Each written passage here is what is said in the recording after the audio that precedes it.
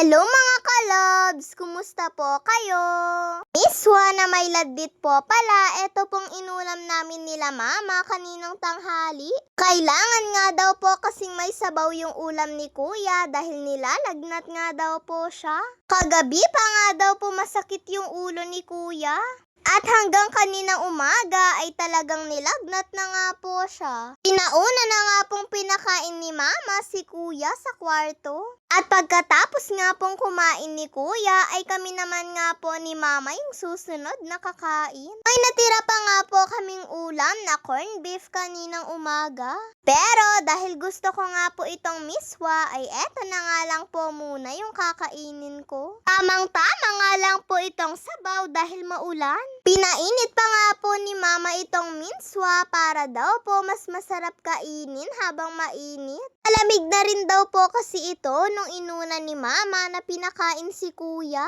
Pagdating naman po ng hapon mga kalabs ay nakaligo na nga din po ako at nakapagbihis na.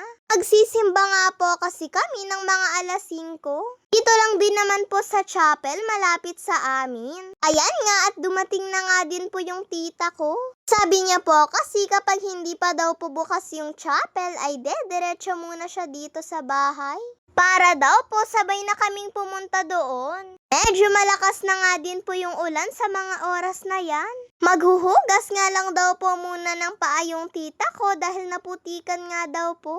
Nagtsinelas nga lang po kasi siya mga kalabs. At pagkatapos ay pinapasok na nga lang po muna namin siya dito sa loob. Medyo maaga po kasi siyang nagpunta dito, alas 5 pa naman po yung misa. Kaya sabi ni mama ay dito na nga lang daw po muna kami. Habang naghihintay nga po kami ng oras na pagpunta namin doon ay nagmerienda nga lang po muna kaming dalawa.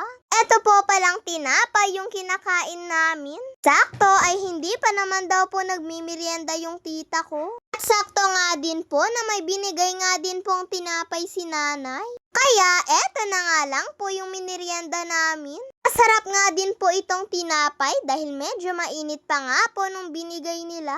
Dalawa nga lang po pala kami ng tita ko yung sabay na pupunta sa chapel.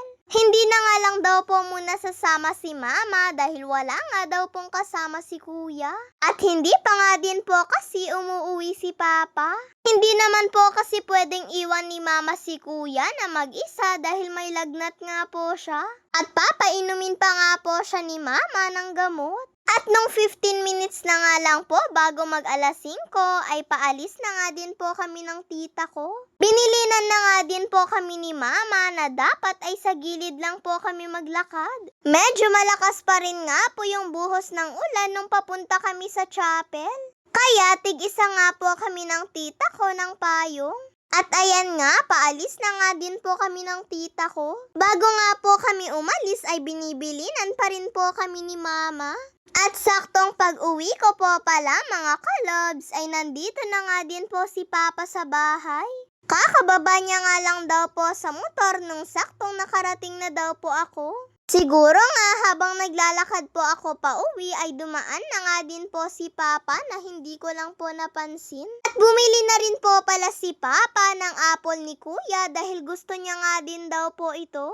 Hiniwa na nga din po pala ni mama yung isang piraso ng apple para daw po makakain na rin si kuya. Pagkahiwa nga ay inaabot na nga din po ito ni mama kay kuya.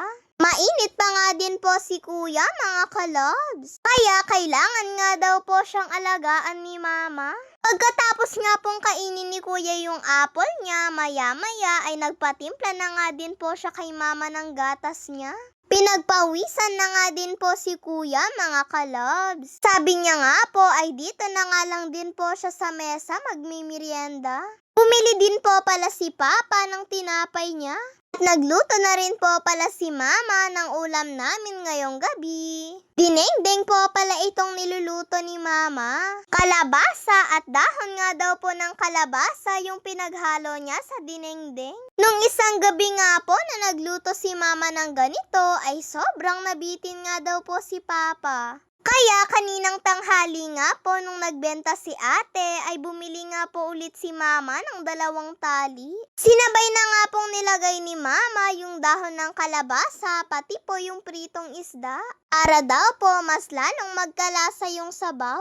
Saglit na nga lang din po ay maluluto na nga din po itong dahon. Nagustuhan ko nga din po yung lasa nito pong bulaklak mga kalabs. Parang manamis-namis po kasi siya eh. Lalo na rin po siguro kapag hinalo po ito sa munggo. Yun lang po mga kalabs. Maraming salamat po sa panonood ninyo. Mga kalabs, mag-iingat po tayo palagi dahil may bagyo nga po. God bless to all mga kalabs. Bye-bye po!